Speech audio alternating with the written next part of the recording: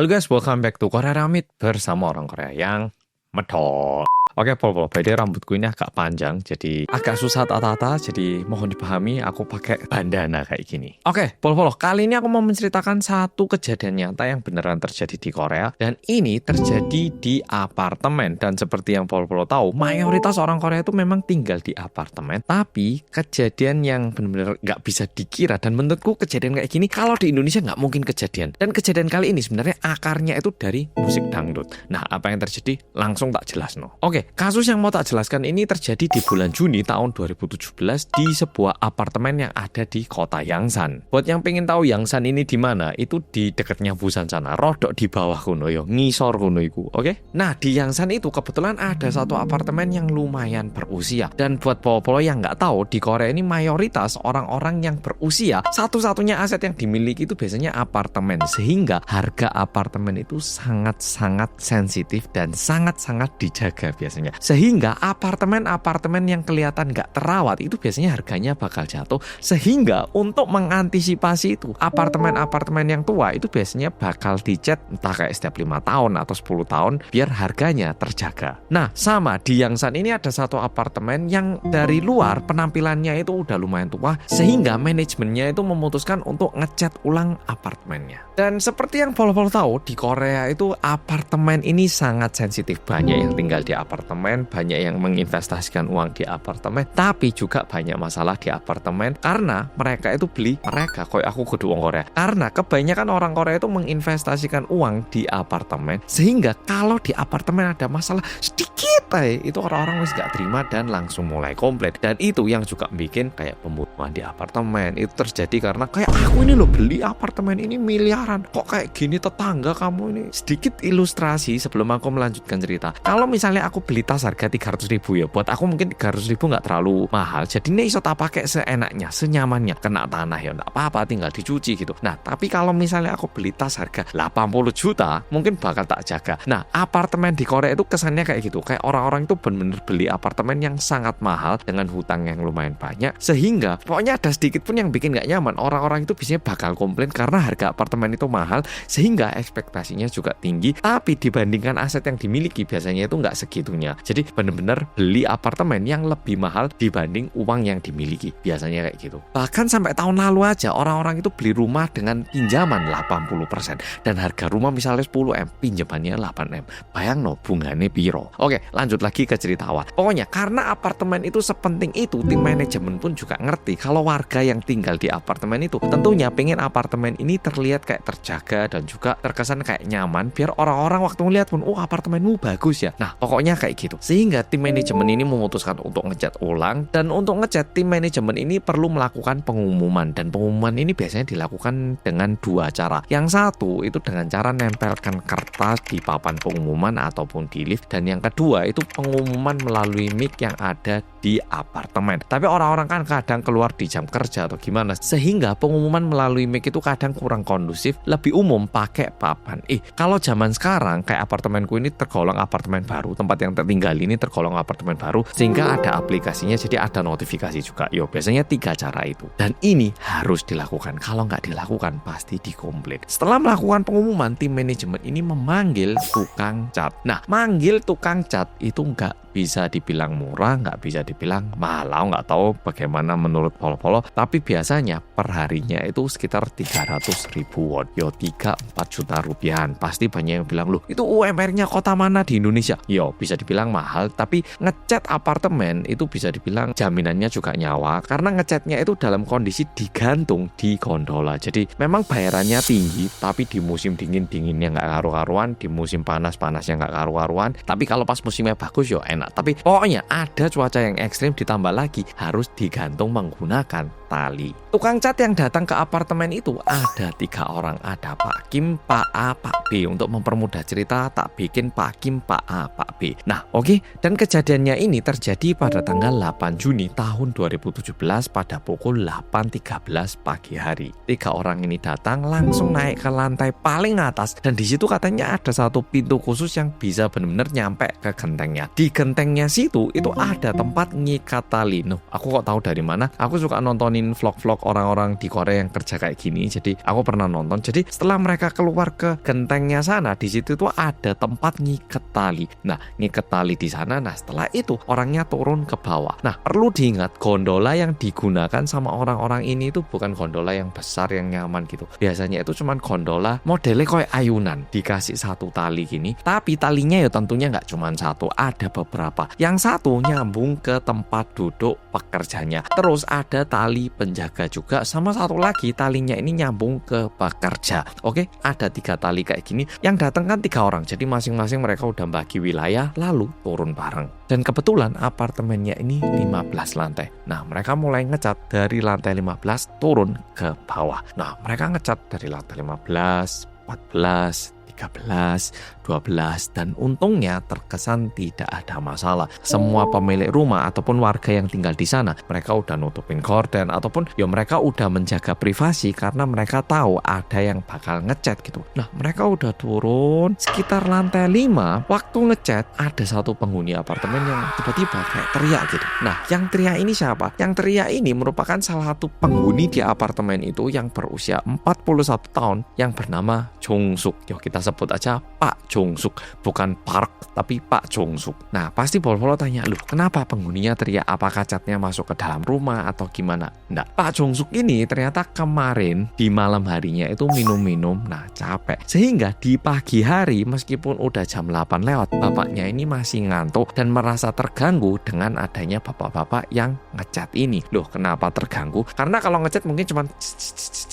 gini ya, karena ngecatnya pakai gas gitu biasanya. Masalahnya bukan alat catnya, tapi bapak-bapak ini kan ya bosen ya toh. Jadi biasanya itu ngecat sambil dengerin lagu. Kalau pekerjanya muda, biasanya mereka pakai AirPod ataupun pakai headphone ataupun yang Bluetooth gitu. Tapi kalau bapak-bapak tua, biasanya mereka itu lebih suka pakai speaker gitu. Nah, kebetulan 3 pekerja yang datang pada hari itu semuanya nyetel lagu pakai speaker. Soalnya mereka ngerasa, yo ini udah pagi hari dan toh udah ada pengumuman, jadi nggak ada masalah ya toh. Tapi perlu diingat speakernya itu bukan yang sampai cedung gitu, nggak. Ya sebatas speaker HP gitu loh. Jadi nyetel lagu pakai HP, masukkan kantong sambil ngecat kayak gitu. Dan lagu yang di style ini kayak dangdut. Ya bukan dangdut Indonesia, tapi di Korea itu juga ada lagu genre trot. Nah, trot ini mirip sama dangdut. Buat bol-bol yang bingung, coba dengarkan lagu trot pasti paham. Oh, ini toh maksudnya. Jadi yuk mirip lah kayak campur sari kono dung dung tak ya ngono iku. Yes, pokoknya lagu kayak gitu itu yang di style. Nah, balik lagi ke ceritanya. Pak Jong-suk yang kemarin habis minum-minum dan capek ini kebangun gara-gara suara lagu itu. Jadi meskipun suaranya nggak terlalu kencang, bapaknya ini merasa terganggu sama lagu itu sehingga paknya teriak, "Weh, Pak, kecilin Pak, batinmu iki omamu ta? Wong tidur kok rame ini." Yo sebenarnya kan udah ada pengumuman, tapi bapaknya ini entah nggak baca pengumuman atau bapaknya ini mungkin mabuk atau gimana, sehingga bapaknya ini agak overreact. Dan teriakannya Pak Jong-suk ini ternyata kedenger sama Pak A sama Pak B. Nah, Pak A sama Pak B langsung ngecilin suara, sedangkan Pak Kim ini kayak denger tapi nggak kedengaran kata-katanya, kayak sebatas ada yang tapi nggak kedengaran kata-katanya. Jadi setelah dengar itu Pak Kim ngecilin suara. Loh, kok salah denger kayak. Nah, kondisinya kan Pak Kim nggak tahu, jadi suaranya digedein lagi. Habis itu pecat lagi.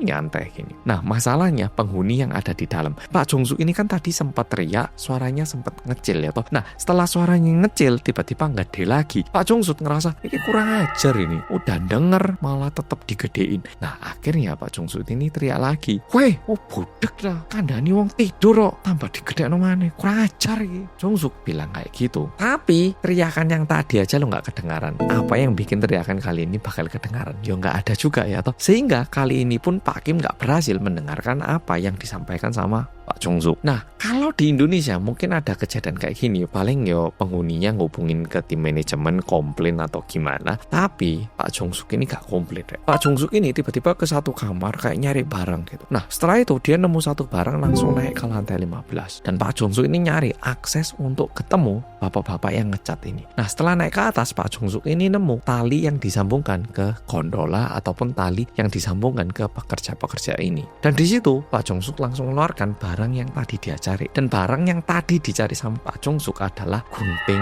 rumput. Kalau ngerti atau gunting rumput ini tentunya sangat kuat dan sangat tajam. Dan sebenarnya tali yang digunakan sama Pak Kim ataupun Pak A atau Pak B ini merupakan tali yang lumayan tebal, karena tali yang digunakan untuk menggantung manusia. Jadi talinya ini kan tentunya tebal banget ya toh. Tapi karena gunting yang dibawa sama Pak Jong-suk ini gunting rumput, jadi bisa dibilang talinya juga kuat tapi guntingnya juga kuat. Nah, Pak Jong-suk ini gak tahu dia mikir apa, talinya dipotong. Untungnya Pak Kim sama Pak A sama Pak B ini udah di lantai 5, tapi lantai 5 kan juga masih tinggi ya toh. Dan itu digunting cetak gitu. Mungkin guntingnya nggak semudah itu, tapi kayak dicoba digarut terus gitu loh, dipotong sampai benar-benar putus. Diakibatkan itu Pak Kim jatuh, tapi Pak A sama Pak B itu nggak jatuh karena Pak A sama Pak B ini lebih ringan dibandingkan Pak Kim. Jadi bayangkan Pak Kim itu jatuhnya benar-benar dari lantai 5 ke bumi, benar-benar ke lantai dasar gitu. Dan untungnya karena Pak A sama Pak B ini masih selamat, mereka menghubungi polisi dan juga ambulans minta tolong untuk menyelamatkan Pak Kim. Nah, ambulans datang, Pak Kim dipindahkan ke rumah sakit. Nah, awalnya mau Pak A, Pak B sama Pak Kim, mereka itu semua ngira talinya putus ataupun mungkin talinya terlalu tua, atau kadang talinya itu emang bisa putus karena talinya misalnya nyambung kayak gini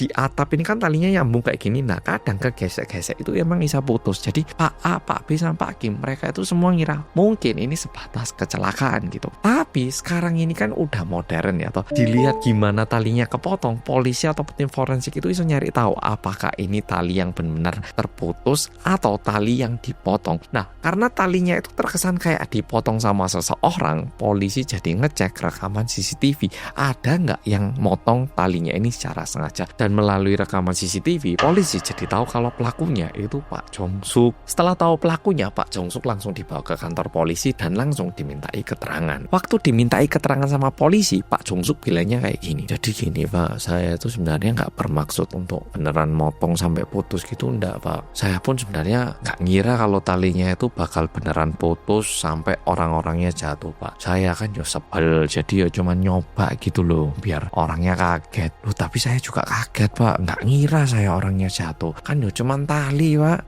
Mana ada orang yang tahu kalau talinya diputus orangnya bakal jatuh. Nggak ada Pak, saya juga nggak udah maksud gitu Pak. Pak Jong-suk bilangnya kayak gini. Nah, masalahnya setelah ditinjau lebih lanjut, Pak Jong-suk ini ternyata pernah juga ditangkap sama polisi karena gugatan kekerasan dan juga pelanggaran lain di tahun 2013 dan juga tahun 2014. Sehingga Pak Jong-suk ini bisa dibilang seseorang yang sudah pernah melakukan tindakan kriminal. Jadinya polisi melihat kasus ini lebih serius lagi. Dan sebenarnya Pak Jong-suk juga ada sedikit kondisi yang bikin Pak Jong-suk ini agak nggak benar. Bukannya membela Pak Jong-suk. Jadi mulai tahun 2013 Pak Jong-suk ini udah nggak punya pekerjaan sehingga kesusahan secara finansial. Nah udah gitu, 1 hari sebelum apartemennya ini dicat, Pak Jong-suk ini sebenarnya ada interview kerja dan nggak diterima. Jadinya Pak Jong-suk itu kesel dan malamnya minum alkohol yang lumayan banyak. Nah sehingga di hari pengecatan apartemen, Pak Jong-suk ini masih agak mabuk dan juga masih agak emosional. Dan untungnya polisi yang menginvestigasi kasus ini melihat kalau Pak Jong-suk ini lumayan gila, lumayan psikopat, sehingga polisinya juga memberi catatan khusus biar jaksa memberikan hukuman yang lumayan keras. Nah, untungnya di pengadilan pada tanggal 15 Desember tahun 2017, kejaksaan menjatuhkan hukuman penjara seumur hidup kepada Pak Jong-suk atas tuduhan pembunuhan dan juga percobaan pembunuhan kepada pekerja yang ngecat apartemen. Tapi sayangnya meskipun kejaksaan udah lumayan keras kayak gitu, pengadilan tidak menerima hukuman penjara seumur hidup dan hukumannya diubah menjadi penjara selama 35 tahun. Jadi untungnya penjaranya masih lama, tapi sayangnya nggak seumur hidup. Nah, kenapa aku bilang ini sayangnya? Karena Pak Kim yang meninggal itu sebenarnya memiliki tanggungan yang lumayan besar. Tadi aku di awal udah bilang 1 hari ngecat bayarannya itu 300.000 Korea won. 3-4 juta rupiah. Lumayan besar, tapi tentunya pekerjaannya itu nggak setiap hari ada. Kenapa Pak Kim mau mengambil pekerjaan yang seperti ini meskipun ini beresiko dan juga ada resiko mati karena bisa jatuh kayak gini? Karena sebenarnya Pak Kim itu udah nikah dan juga punya 5 anak. Dan semuanya ini bisa dibilang bergantung kepada Pak Kim yang bekerja sebagai tukang cat apartemen. Dan yang lebih menjengkelkan, selama di sidang Pak Jong-suk itu terus-menerus bilang kalau yang membuat dirinya itu bukan karena dirinya yang jahat, melainkan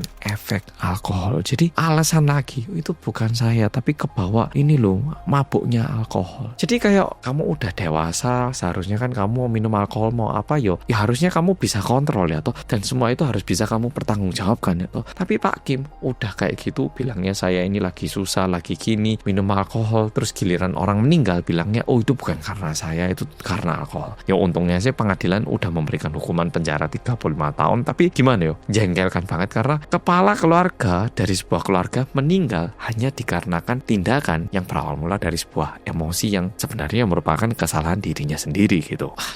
Nah, jadi video kali ini sampai di sini. Kenapa aku ngerasa kejadian kayak gini mungkin bakal lebih jarang terjadi di Indonesia? Karena nggak tahu ya, mungkin aku ngerasa kalau di Indonesia penanganannya bakal agak berbeda. Dan juga mungkin meskipun orang-orang emosi nggak bakal segini ya. Paling yang buka jendela, mas, kecilin mas, saya mau tidur. Paling ya orang yang ngecat ya bilang, ya udah mas, sepurani ya. Ya mungkin ya batas kayak gitu. Tapi di Korea sayangnya masih ada kejadian kayak gini. Tapi tentunya nggak semua orang di Korea itu jahat. Jadi mohon tidak memiliki persepsi yang terlalu negatif juga. Oke, Pol-Pol, makasih udah nonton video kali ini dan sampai jumpa di video berikutnya.